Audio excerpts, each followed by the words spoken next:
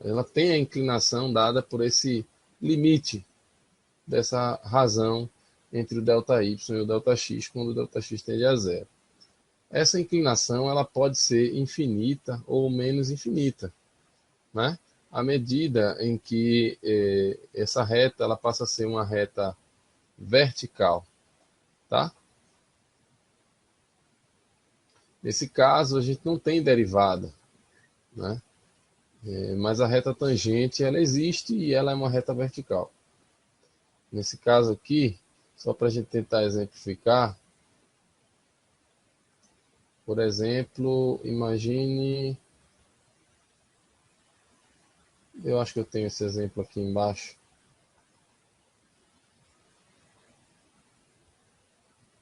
Aqui. Nesse caso aqui, ó, vocês podem ver essa figura, a reta tangente, que é essa reta aqui, né? Ela é uma reta vertical. A curva, ela tem uma reta tangente nesse ponto, que é uma reta vertical.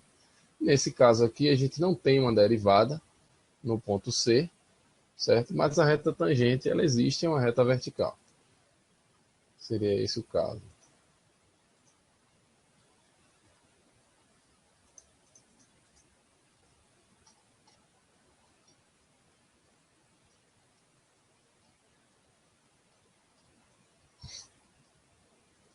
A gente pode usar a definição de derivada para fazer alguns cálculos aqui e deduzir até fórmulas de algumas regras de derivação. Tá ok? Por exemplo, vamos considerar aqui a função cuja regra seja f de x igual a x ao quadrado. Quem já estudou essa disciplina, lembra aqui que a derivada de x, né? A derivada de x ao quadrado, se a gente quiser representar por f' de x, é igual a 2x.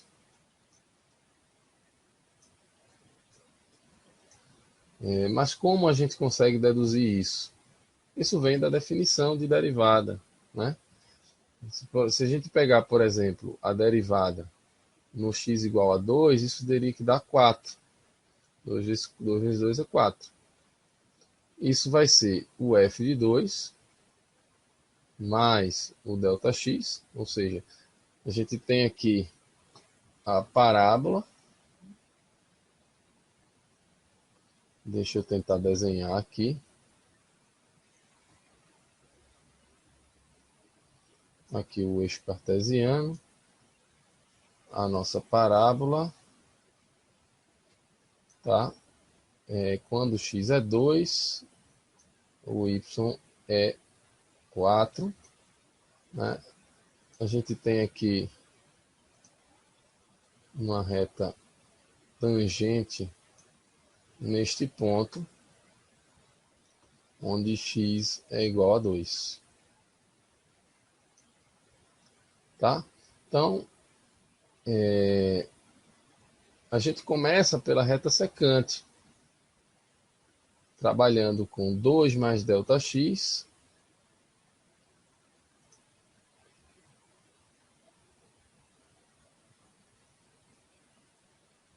mais ΔX, olha lá, né? 2 mais ΔX, a gente vem parar por aqui, e a gente vai convertendo essa reta numa reta que vai cada vez mais se aproximar de uma reta tangente. À medida que a gente faz isso, a gente está se aproximando do 2. Tá ok? A gente pode fazer isso também pela esquerda. De forma que a gente está calculando aqui o f de x, 2 mais ΔX. Esse ΔX pode ser um número negativo ou positivo. Se for um número positivo, nós estamos fazendo essa aproximação pela direita. E se ele for um número negativo, a gente está fazendo a aproximação pela esquerda, tá ok? Então, a gente tem o f de 2 mais ΔX. 2 mais ΔX, a gente substitui, a gente chega à expressão 2 mais ΔX ao quadrado. Ou seja, o f de 2 mais ΔX é 2 mais ΔX ao quadrado. O f de x é x ao quadrado, o f de 2 mais ΔX, 2 mais ΔX ao quadrado. Menos o f de 2, o f de 2 é 4. Está aqui 4. Dividido pelo ΔX. Qual que é o limite desta razão quando o ΔX tende a zero? Ou seja, nós estamos cada vez mais próximo do número 2, como elemento de domínio.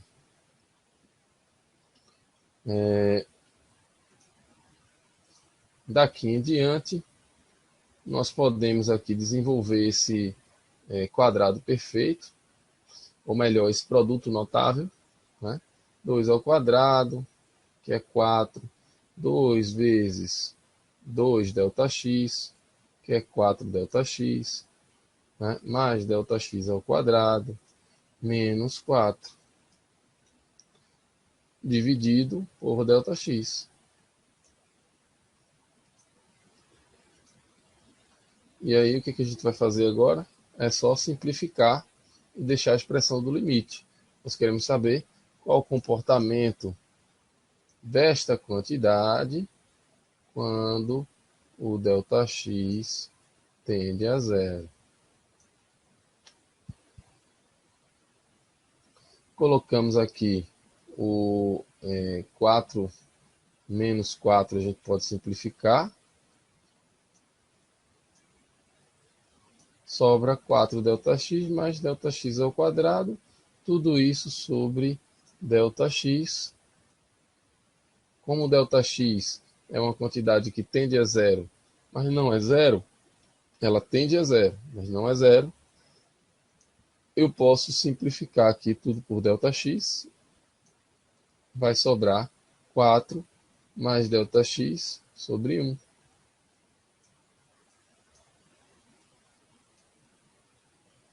E aí, qual que é o limite dessa quantidade quando ΔX tende a zero? Agora, é só substituir aqui o ΔX por zero. O limite dessa quantidade vai ser o número 4.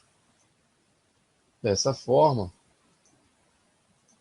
nós deduzimos que a derivada, o f' de x ao quadrado, né? O f' de x, é 2x, que quando substituímos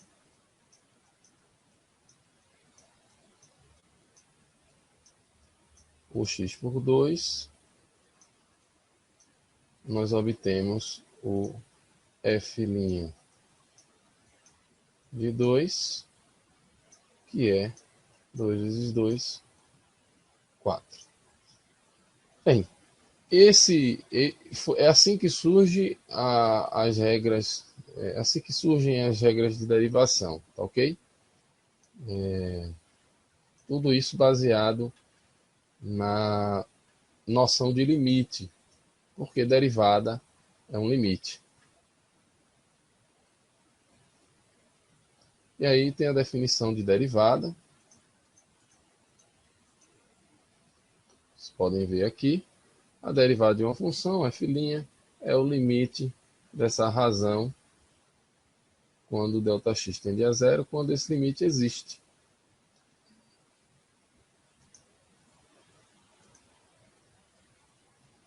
À medida que a gente substitui um x genérico por um valor x1, a gente tem a derivada num determinado ponto de domínio, que é dada pela mesma expressão, substituindo o x por x1, que é o elemento de domínio, que no caso ali do nosso exemplo foi o número 2. Esse é o conceito de derivada. Eu vou dar uns pulos aqui, porque essa parte da definição já mostrei. Vamos pegar aqui como exemplo que a gente pode imaginar que Nem toda função tem derivada em todos os seus pontos de domínio, tá? Isso é fato e pode acontecer da função ela não ter derivada em um ponto de domínio. Como exemplo aqui, eu vou usar o caso da função modular. A função modular f de x igual a módulo de x, né? Essa função modular, ela tem esse aspecto gráfico que vocês estão vendo aqui à esquerda. Ela é a junção aí de duas retas simétricas em relação ao eixo y.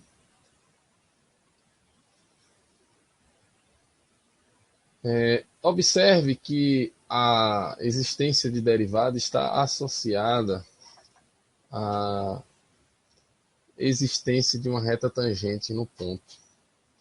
Vamos avaliar aqui o que acontece na vizinhança do ponto zero. Perceba que se eu escolher o caminho à esquerda do zero, a reta tangente sempre será essa aqui.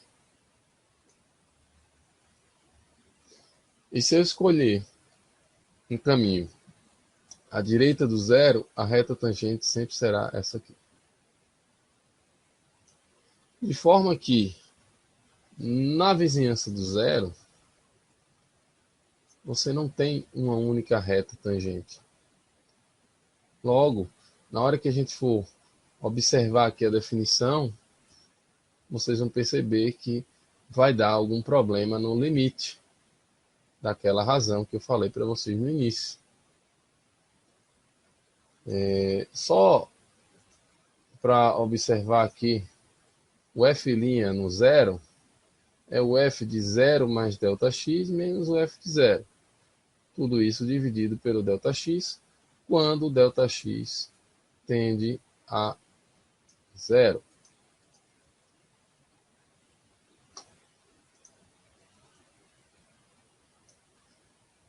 Bem, mas f de 0 mais ΔX é módulo de 0 mais ΔX, né? Que é o módulo de ΔX. Logo, f de 0 é 0, né? O módulo de 0 é 0. Então, o limite fica em termos de módulo de ΔX sobre ΔX. Só que o módulo de ΔX é ΔX quando o ΔX é maior do que 0.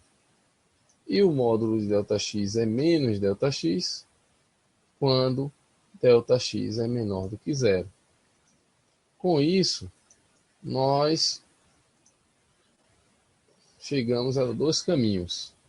Ou esse limite vai dar 1 quando o ΔX for um número positivo, ou seja, o limite quando o ΔX tende a 0 pela direita, ΔX é positivo, ou esse limite vai ser menos 1 quando o ΔX tender a 0 pela esquerda, ou seja, ΔX é um número negativo. Desse jeito, não tem limite, logo não há derivada no ponto zero. O que favorece a inexistência da derivada? Bem, primeira possibilidade é a função ser descontínua no ponto. Vamos pegar um exemplo aqui. Esse caso aqui à esquerda, nós temos uma função que não é contínua no ponto C. Logo, não tem derivada em C. Outro caso é a gente não ter uma única reta tangente, como por exemplo aqui. Por um lado, à esquerda do C, você tem uma inclinação, uma reta tangente. Por outro, você tem outra reta tangente, o que descaracteriza o limite, logo descaracteriza a derivada. A função passa a não ser derivável em x igual a c.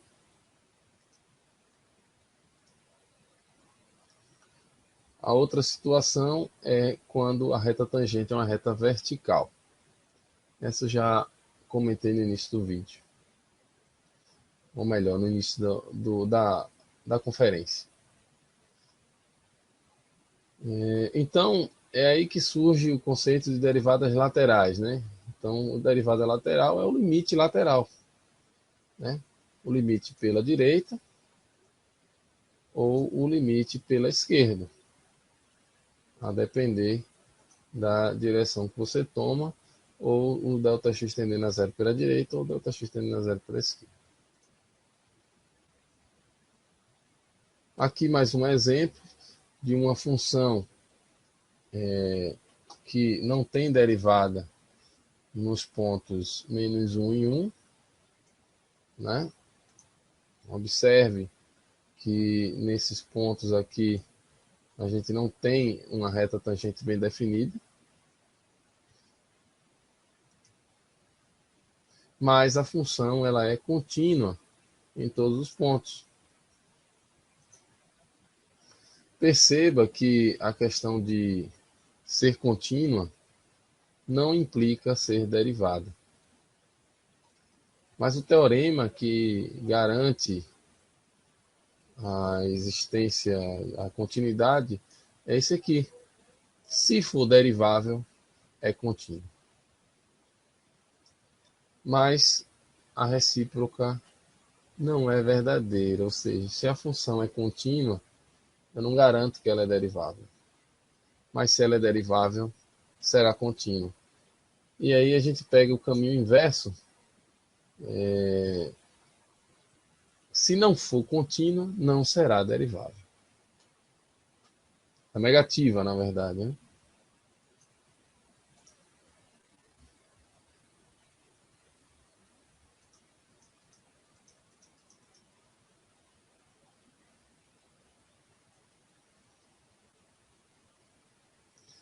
Deixa eu ver se eu pego um exemplo mais aplicado. Agora, dentro do contexto das funções marginais, né? Vamos tentar interpretar agora a derivada dentro do conceito marginal. Os conceitos aí que vocês devem estar bem maduros: receita, custo, receita média, custo médio, lucro, receita marginal, que é a derivada da receita, né? E custo marginal, derivada do custo.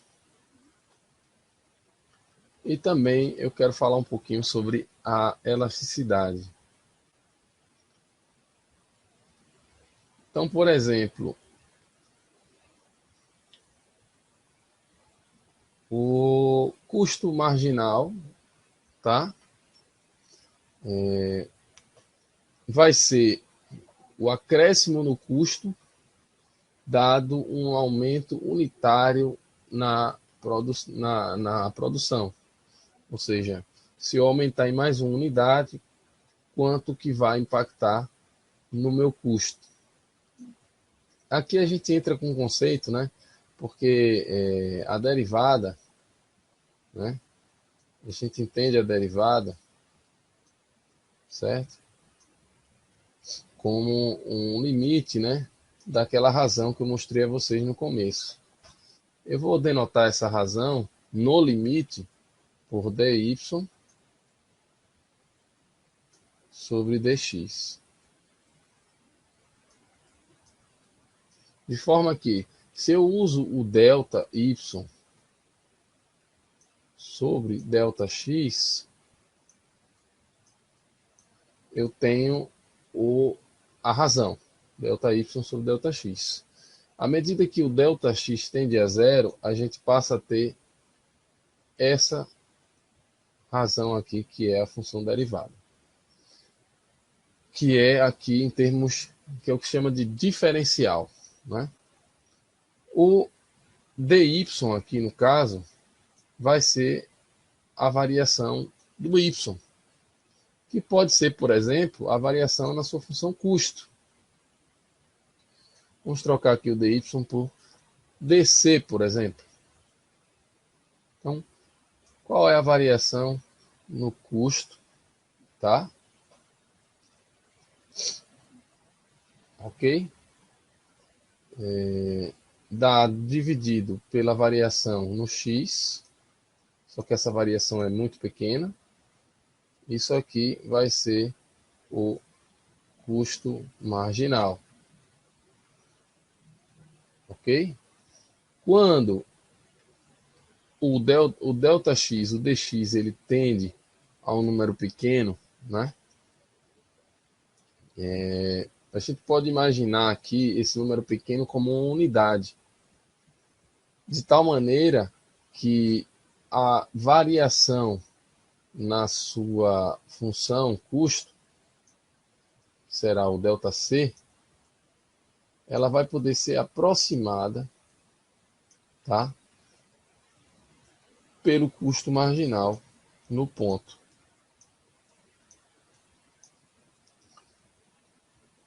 Deixa eu ver se eu consigo mostrar mais claramente isso aqui para vocês. Vamos tomar aqui essa ilustração. Suponha que a função custo seja dada por essa função quadrática. O custo marginal, a gente deriva o custo. Aqui eu posso usar diretamente as regras de derivação. C' de x, 4 mais 2 vezes 0,02x, e é 0,04x. Esse é o custo marginal. Se a gente tem um nível de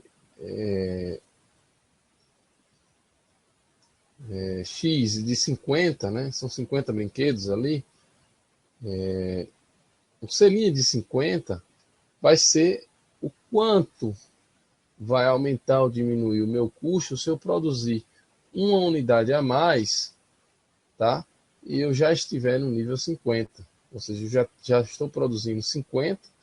O que é que vai acontecer para mais ou para menos no meu custo se eu produzir algo a mais? Então, esse custo marginal no 50 deu 6. Isso significa dizer que um brinquedo a mais produzido vai gerar um custo de R$6.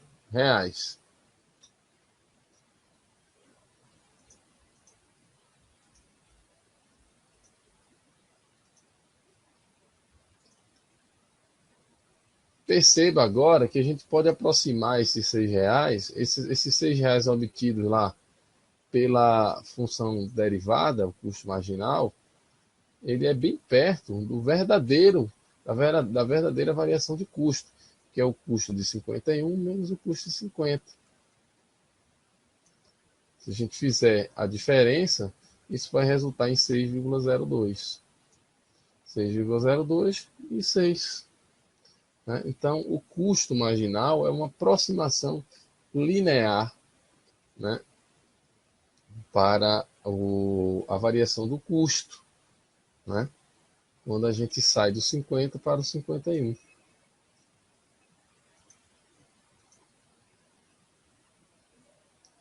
A mesma coisa se estende aí para a receita, por exemplo.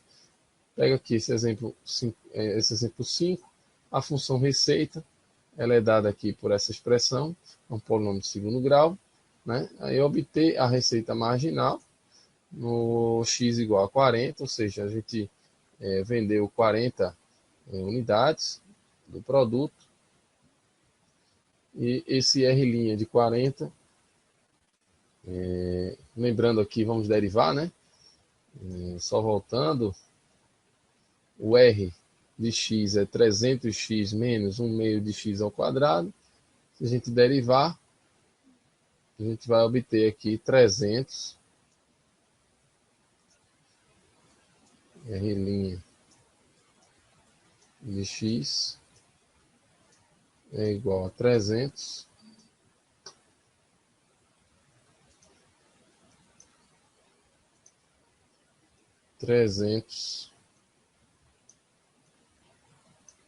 menos, aí agora vem a regra do polinômio, né? 2x sobre 2, simplifica o 2 com 2, deu 300 menos x. Quando x é 40, isso vai dar 260, isso significa dizer que uma unidade a mais vendida me faz arrecadar aí R$ 260, se eu já tiver o nível 40.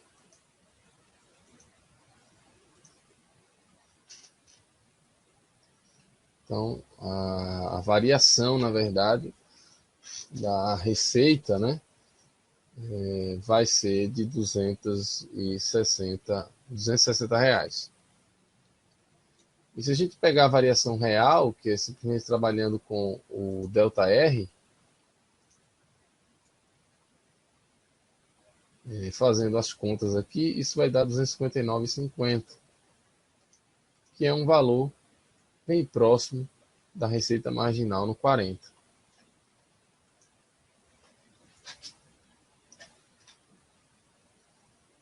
Vamos falar aqui um pouquinho agora sobre a elasticidade, né? Elasticidade é uma medida que vai calcular a variação percentual relativa, né? Variação percentual sobre variação percentual. Então, o que acontece percentualmente falando com a demanda se o preço aumentar, variar de 1%, por exemplo. Cada variação de 1%, o que acontece com a variação percentual da demanda. Então aqui a gente tem uma função de demanda, né, e a gente define a elasticidade como sendo o preço sobre a quantidade multiplicado pelo dx/dp, né? Então, preço sobre a quantidade, 600 menos 3p, vezes o dx/dp, que é menos 3, né? A gente obtém a elasticidade em P. Se eu substituir o P, por exemplo, por 150, essa elasticidade ela vai dar menos 3, o que significa que quando o preço estiver no nível de R$ 150, né, uma variação de 1% no preço do bem vai resultar em uma variação percentual na demanda de aproximadamente, uma queda de aproximadamente 3%, uma redução de 3% aproximadamente. Nesse caso, a demanda ela é elástica porque ela em valor absoluto é maior do que 1. Ou seja, esse bem é um bem elástico. Por exemplo, se você tem dois bens, como a manteiga e a margarina, se porventura a margarina, a manteiga ficar muito mais cara, as pessoas vão passar a comprar mais margarina. Então, a manteiga passaria a ser um bem elástico, porque a demanda por ela iria oscilar muito por uma variação percentual no preço.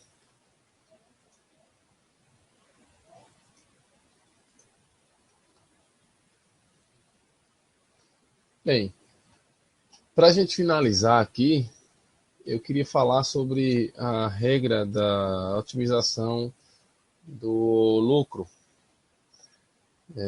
Otimizar lucro, né? A gente tem lucro, receita menos custo, né? E quando a gente otimiza uma função, por exemplo,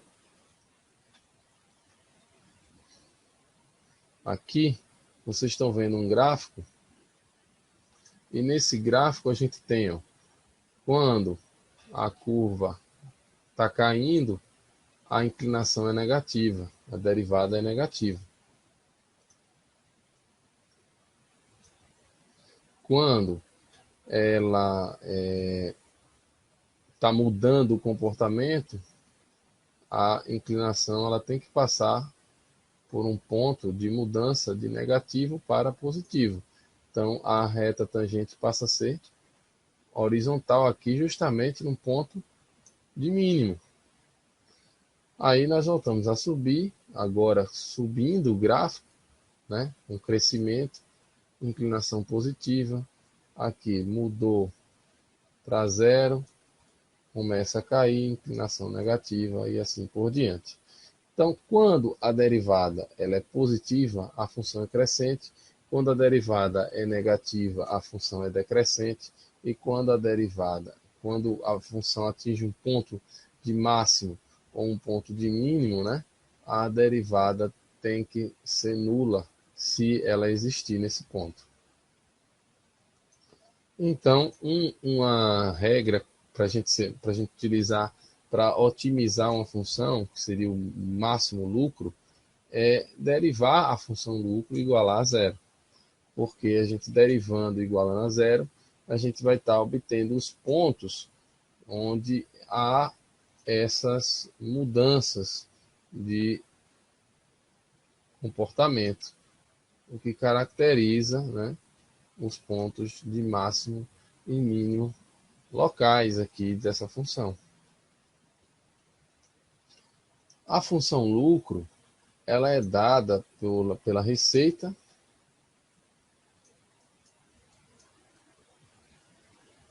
menos o custo. Quando a gente deriva a função lucro, a gente obtém a receita marginal menos o custo marginal. Igualando isso aqui a zero, nós obtemos a relação receita marginal igual a custo marginal. Logo, receita marginal igual a custo marginal é uma regra, né, é uma condição necessária para que a gente maximize lucro.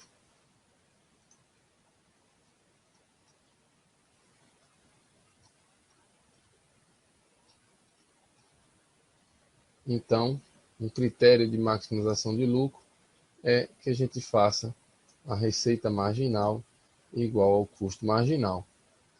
E aí, claro, que se a gente quer maximizar o lucro, a gente precisa também garantir que a concavidade está voltada para baixo, né? Pois quando a gente tem uma curva assim, por exemplo, a concavidade está voltada para baixo. E a gente tem um ponto de máximo aqui. Quem define isso é a segunda derivada. Quando a segunda derivada ela é positiva, né, o gráfico ele está com a concavidade para cima. Quando a segunda derivada for negativa, o gráfico ele está com a concavidade para baixo. No caso do lucro, a gente quer maximizar o lucro, então a gente quer algo com a concavidade para baixo, para que o ponto seja um pico. Então a gente precisa impor que a segunda derivada do lucro, que é R duas linhas menos C duas linhas, seja um número menor que zero, o que caracteriza essa segunda desigualdade aqui que vocês estão vendo, que é a derivada segunda da receita é menor que a derivada segunda do custo, né? Isso no ponto de mínimo. Aliás, no ponto de máximo. Eu vou finalizar aqui com esse exercício. Observe a tabela abaixo. Imagine que você tem aí você queira fazer uma análise de custo. E aí você tem as quantidades,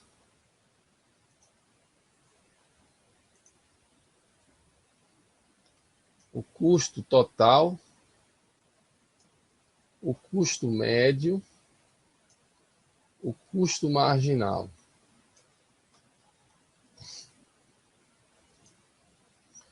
Perceba que o custo médio a gente obtém dividindo o custo total pela quantidade, né?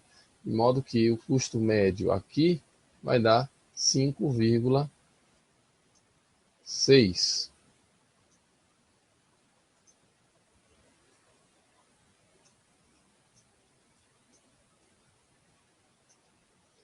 Aqui a gente tem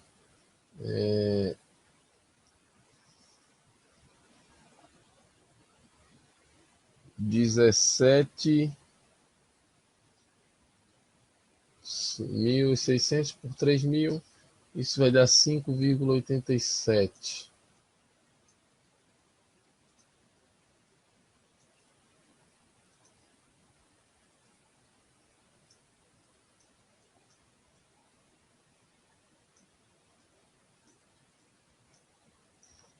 Ok?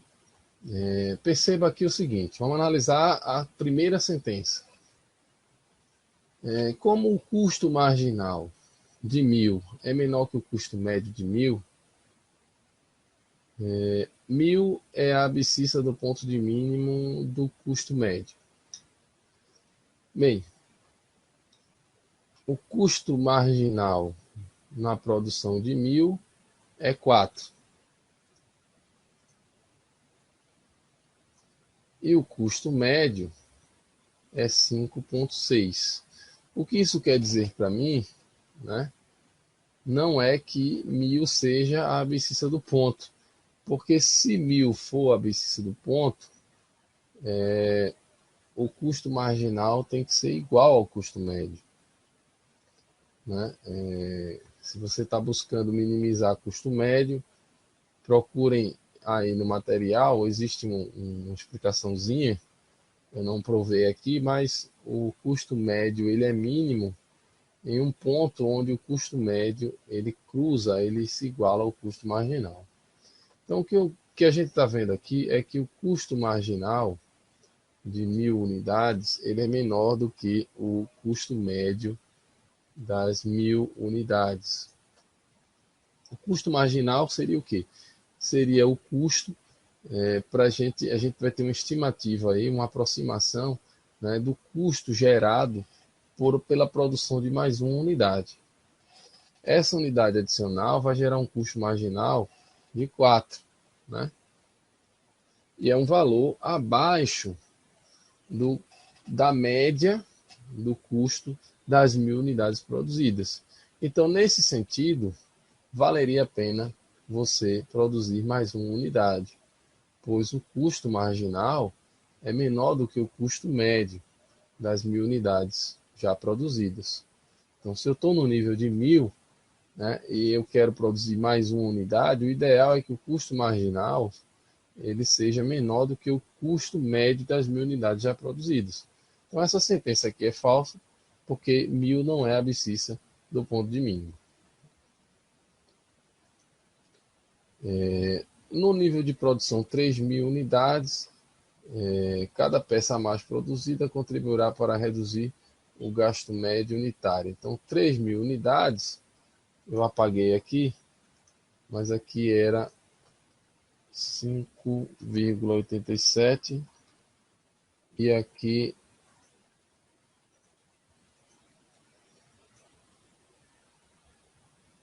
era 5,6.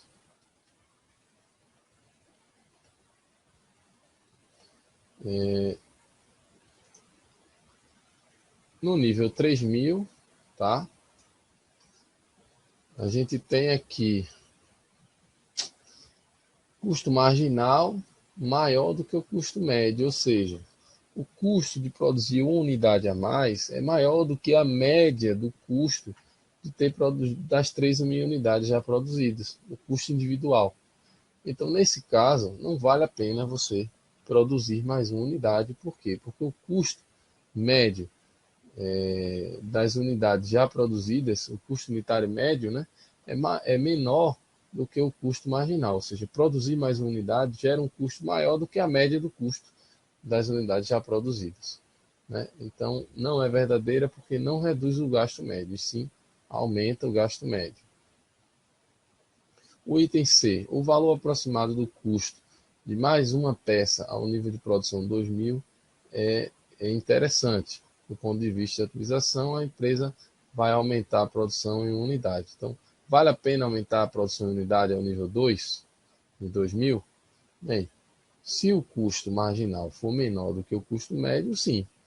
Caso contrário, não. Nesse caso, 6 é maior do que 5,3, não vale a pena. Então, ele está dizendo que é interessante e não é interessante. O custo médio é uma função estritamente crescente? Não. Observe que o custo médio sai de 5,6, cai para 5,30 e volta a subir para 5,87, o que caracteriza até uma reversão da tendência do custo. Na verdade, o custo médio ela é uma função que ela muda o sentido do seu ponto de mínimo. O item a empresa deve produzir mais unidade, além das 1.000, pois seu custo médio tende a cair. Então, no nível 1.000 de produção, né, o custo marginal é 4 menor que o custo médio. Se o custo marginal é menor que o custo médio, significa dizer que o custo de produzir uma unidade a mais, estando nas 1.000 unidades produzidas, ele é menor do que o custo médio unitário, né, das unidades já produzidas, das 1.000 unidades já produzidas. Dessa forma, a gente tem uma viabilidade na produção de mais uma unidade. Aí a resposta fica com a letra E.